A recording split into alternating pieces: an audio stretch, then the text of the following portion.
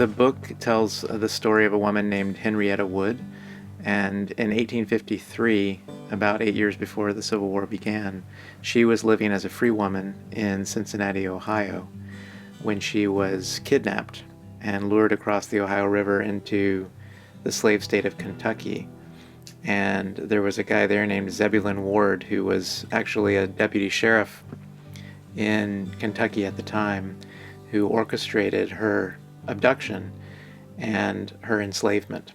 And so subsequently she was sold by Ward to some slave traders who took her to Mississippi.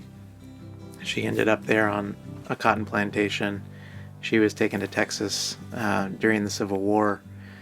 But ultimately, and really the reason that I was drawn to her story is the way that it ended, because after the Civil War, she was freed by the 13th Amendment to the Constitution.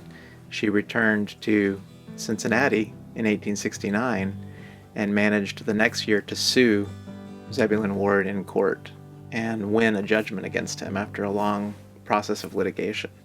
So in 1878, she was awarded $2,500 in restitution for her long ordeal. And I think that's the largest sum that I know of that any U.S. court ever awarded to a formerly enslaved person as restitution.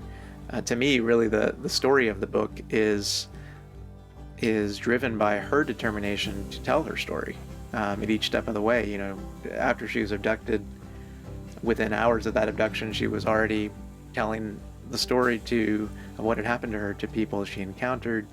She told it to some reporters in the 1870s who published lengthy interviews with her, you know, her story as told in her own words to them.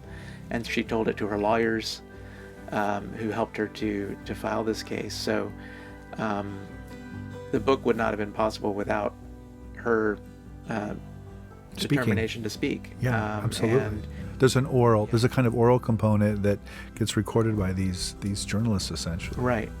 Which, of course, you know, is and again, going back to why the difficulty of recovery, you know, we know as historians that those sources have problems too. They're not perfect sources, you know. They're the story told to, in both cases, most likely white men who were recording what she said, but maybe not recording everything she said, or you know, sometimes emphasizing some things more than others. So it's not a perfect or unmediated way of getting to her story, but it also is, I think, an extraordinarily rare opportunity to hear from a formerly enslaved woman about her experience and telling her story as she would have wanted it to be told, or, you know, what were the salient points for her.